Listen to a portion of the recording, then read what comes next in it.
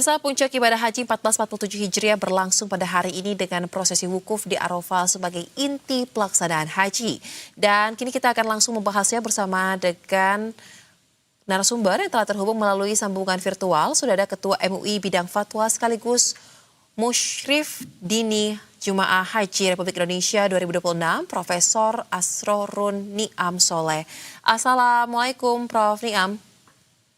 Waalaikumsalam warahmatullahi wabarakatuh. Gimana kabar Mbak Zoya dan juga seluruh pemirsa BTV? Alhamdulillah baik, terima kasih Prof. Terima kasih juga telah meluangkan waktu bersama kami di Berita Satu Utama. Saat ini kita tahu ya ada jutaan jemaah haji yang berkumpul di Arafah untuk menjalani wukuf rukun haji yang wajib dilaksanakan oleh jemaah. Nah mungkin bisa disampaikan Prof secara spiritual, apa makna terdalam dari wukuf di Arafah bagi seorang muslim sehingga agenda ibadah ini menjadi begitu penting untuk dijalankan jemaah dengan sungguh-sungguh? Ya, ada dua dimensi penyelenggaraan ibadah wukuf di Arafah yang dijalankan oleh seluruh jamaah haji sedunia di tanggal 9 Dzulhijjah ini. Yang pertama dari aspek dogma ini adalah menjadi bagian terpenting dari penyelenggaraan rangkaian manasik haji. Sebagaimana sabda Nabi Al-Hajju Arafah. Haji itu intinya adalah di Arafah. Nah, pada hari ini seluruh jamaah haji baik yang kondisi sehat maupun kondisi sakit semua bergerak di Arafah. Bahkan ketika ada orang yang sakit yang tidak memungkinkan untuk bisa bergerak secara fisik ke Arafah, dia dibadalkan atau digantikan oleh orang lain, di mana orang lain yang menggantikan itu harus berada secara fisik di padang Arafah ini pada waktu yang ditentukan, yaitu mulai zuhur yang baru saja dilaksanakan sholat zuhur di padang Arafah ini hingga pada saat nanti terbitnya hingga pada saat subuh di tanggal 10 Dzulhijjah. Ini dari sisi aspek dogmanya. Semuanya harus mengikuti prosesi wukuf di Arafah sebagai salah satu inti dari pelaksanaan ibadah haji. Nah, kemudian yang kedua dari aspek simbolik dan juga nilai spiritualitas. Bahwa di padang Arafah tergambar bagaimana kedudukan manusia di sisi Allah Subhanahu wa Ta'ala. Tidak ada pangkat, tidak ada rakyat, tidak ada kekayaan, tidak ada jabatan, semua diperlakukan sama dan setara dengan pakaian dua helai tanpa jahit dan posisi yang sama di tengah terik matahari, kemudian berkumpul, bermunajat, memohon ampun kepada Allah. Yang membedakan adalah yang tertakwa. Tidak ada orang ras kulit putih lebih utama daripada ras kulit hitam. Saya kira ini menjadi kesadaran kolektif kita sebagai umat manusia. Tidak membeda-bedakan warna kulit, tidak membedakan suku, bahkan tidak membedakan status sosial. Semua memiliki kedudukan yang sama. Kalau spirit dan juga semangat egalitarianisme ini mampu diinternalisir pasca penyelenggaraan ibadah haji yang puncaknya di Arafah, tentu akan berdampak kepada keguyuban kita sebagai umat manusia. Tidak ada perang atas nama dominasi satu kelompok pada yang lain, tidak ada intimidasi, bahkan tidak ada pencurian karena pada hakikatnya harta kekayaan yang diperoleh secara tidak legal itu tidak ada artinya apa-apa di hadapan Tuhan yang Maha Kuasa. Saya kira secara simbolik begitu Mbak ya. Kita bisa lihat pakaiannya semua sama seperti yang saya kenakan hari ini. Betul. Baik, nah kemudian Prof, kita juga dapat informasi dan mungkin Prof Niam juga mengalami langsung ya bahwa cuaca di Tanah Suci ini dilaporkan sangat ekstrim. Bahkan suhunya disebut bisa mendekati 50 derajat Celcius. Nah Prof, dalam kondisi yang sangat ekstrim cuacanya seperti itu, bagaimana sebenarnya Islam memandang keseimbangan antara kekuatan ibadah dan juga keselamatan jiwa? Ya, tentu. Perintah yang pertama adalah hadir di padang Arafah untuk kepentingan melaksanakan puncak ibadah, yaitu wukuf. Tetapi pada saat pelaksanaan wukuf kita juga diperintahkan untuk menjaga diri agar tetap dalam kondisi kebugaran, kondisi kesehatan dan keselamatan jiwa kita. Karena itu sejak sebelum pelaksanaan wukuf, saya secara pribadi dan tentu Kementerian Haji memberikan appeal, memberikan bimbingan, memberikan edukasi agar menjaga kebugaran fisik dan juga menjaga persiapan mental untuk bisa menghadiri puncak kegiatan ini. Kemudian pada saat pelaksanaannya, sungguh pun dalam kondisi normal itu disunahkan untuk bisa berada di langsung di bawah terik matahari, tetapi kondisi pas di zuhur ini cuaca masih sangat ekstrim. Karena itu menjaga jiwa jauh lebih diutamakan daripada hanya sekedar melakukan kontemplasi yang bisa jadi nanti akan menyebabkan lemahnya kondisi fisik. Sementara masih ada ritual keagamaan yang harus kita lewati setelah wukuf di Arafah. Nanti pada saat matahari tenggelam di sini atau sekitar jam 11 di Indonesia 11 malam, itu jamaah haji secara berangsur-angsur bergerak menuju Muzdalifah untuk mabit dan berlanjut ke Mina selama 3 hari untuk mabit di Mina layali ayyamit tasyrik, di malam hari-hari tasyrik, tepatnya tanggal 11, 12, dan 13 bagi yang mengambil nafar tsani.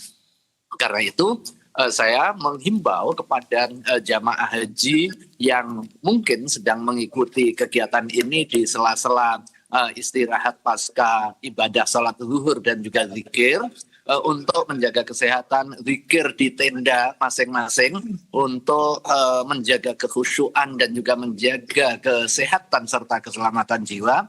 Baru nanti pada saat asar atau jelang maghrib, saat matahari sudah mulai tergelincir dan cuaca sudah mulai berkurang tingkat suhunya, ini nanti bisa kita keluar untuk menengadahkan tangan dan juga berdoa. Dan karena itu diharapkan nanti doa yang kita panjatkan karena mustajab, doa ini diijabah oleh Allah Subhanahu wa taala, maka di samping doa keselamatan diri, doa kebaikan diri, doa untuk karir, doa untuk masa depan dunia, doa untuk jabatan dan lain sebagainya, itu dibolehkan, tetapi jangan lupa menyertakan doa untuk masyarakat Indonesia, untuk pemimpin-pemimpin negeri agar bisa memimpin negeri ini dengan adil, dengan sejahtera. Dengan doa yang kita panjatkan untuk pemimpin, maka pemimpin yang adil akan menjalankan tugas kepemimpinannya demi kemaslahatan bangsa secara keseluruhan.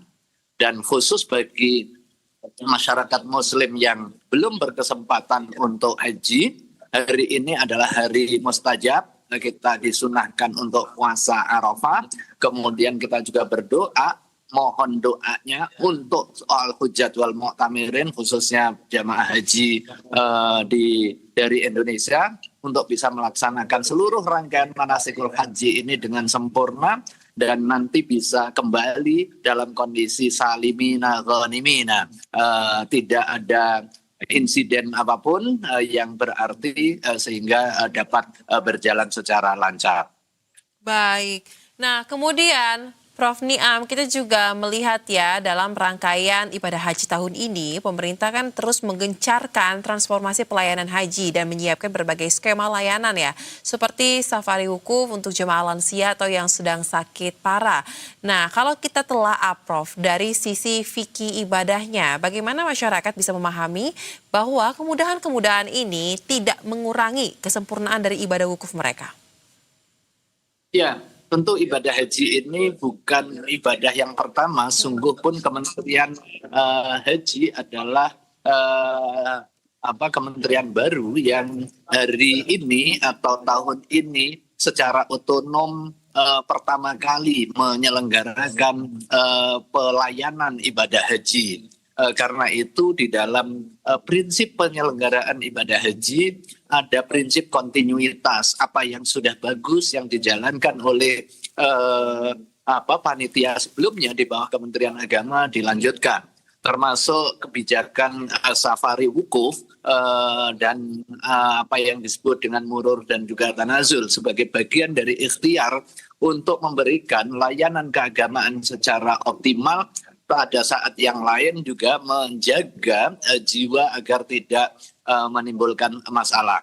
Tetapi ada perbaikan-perbaikan untuk tahun ini yang secara signifikan dilakukan oleh Kementerian Haji di bawah supervisi musyrif dini, yaitu pelayan, pembimbing, dan juga konsultan keagamaan untuk memastikan seluruh prosesi dan juga rangkaian penyelenggaraan ibadah haji ini sesuai dengan prinsip-prinsip syariah, di mana saya diberikan amanah menjadi salah satu musyrif dini untuk menjaga kepatuhan aspek syariah.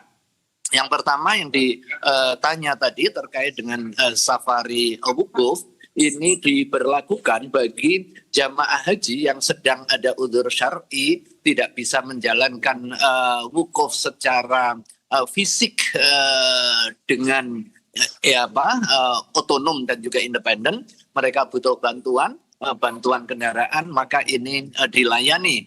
Nah, ini jenis udzur syar'i yang tetap mengharuskan kehadiran secara fisik di Arafah untuk menjalankan wukuf, tidak digantikan oleh orang lain, tetapi dia dibantu kehadirannya dengan alat bantu, yaitu dengan kendaraan. Nah, jenis yang kedua adalah kondisi jamaah yang secara teknis dia tidak memungkinkan hadir secara fisik di Arafah, baik karena sudah meninggal dunia pada saat prosesi ibadah haji atau karena sakit yang secara teknis tidak memungkinkan hadir.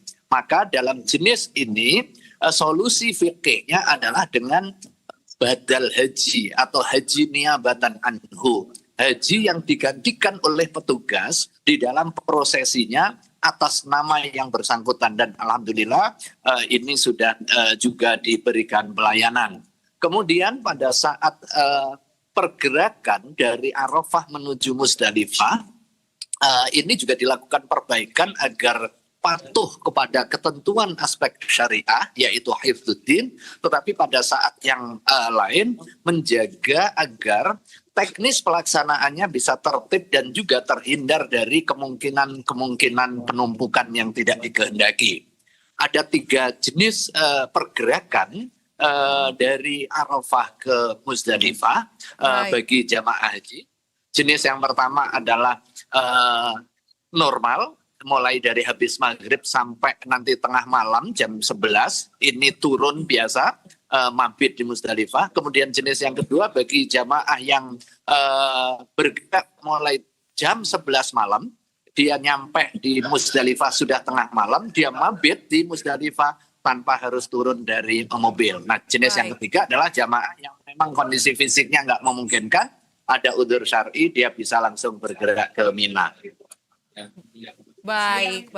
Semoga rangkaian pelaksanaan ibadah puncak haji 2026 ini bisa berjalan lancar ya, tanpa adanya rintangan ataupun hambatan yang berarti. Terima kasih untuk sharing. Amin. Mohon doanya dan juga doa seluruh pemirsa di Indonesia. Makasih. Baik. Terima kasih. Selamat melanjutkan ibadah, Prof. Niam. Salam sehat. Selamat beraktivitas. Dan pemirsa,